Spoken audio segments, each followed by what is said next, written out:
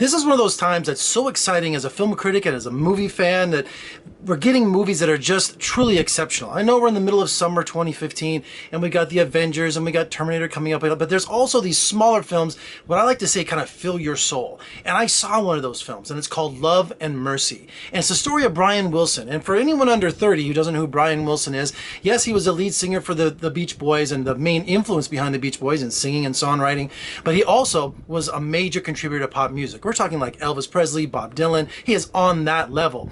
And Love and Mercy is a documentary, a biopic, I might say, that explains what happened to him and his genius, because in essence, he kind of went cuckoo. Unconventional way of doing a biopic. We have Paul Dano, who plays Brian Wilson when he's at the height of the Beach Boys' success in 1966. And he was very, very popular, and they made all this money. They were like the darlings of America. And we had the British invasion coming along with the Beatles and the Who and the Rolling Stones, and here comes the Beach Boys, this California surfer sound.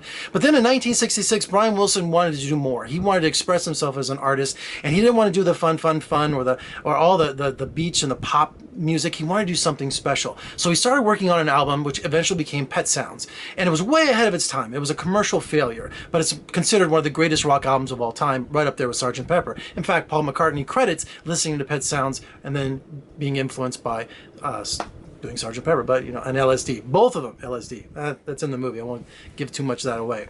And then what's also unique about this picture is that we also see what happened to Brian Wilson in 20 years, and he's played by John Cusack. So how crazy is that? We have two different actors playing the same person, 20 years apart, and they couldn't be more different.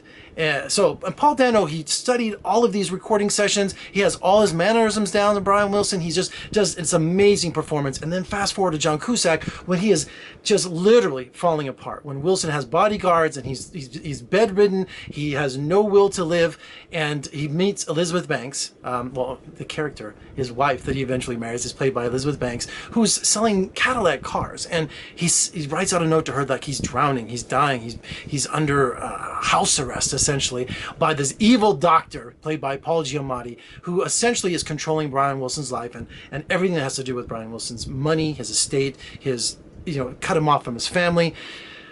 So it's really an overwhelming film because, one, you get to see the genius of Brian Wilson and how all of the good vibrations came about and how all these incredible songs came about, and then you see what happened to him 20 years later. Well, of course, he's doing much better now. He just released a new album, I think about a month ago, but he was a consultant on the film, and he said it was really hard to watch, especially the John Cusack stuff, because it really hit home pretty close. So it's from a director, Bill Poland, who's a first-time director, but he's been a producer for many years around Hollywood. Did Brokeback Mountain, and he's just very well respected.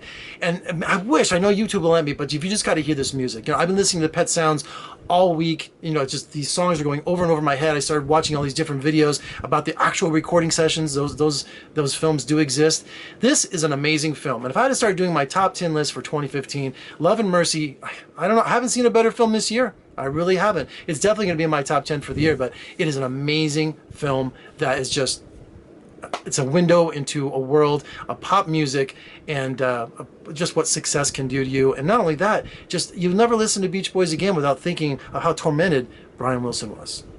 All right, for more reviews and interviews, just surf on over to my website at vegasfilmcritic.com. Make sure you pick up my podcast over there on iTunes. And if you like what you see, please subscribe. I'm Jeffrey Gay Howard. I'll see you next time.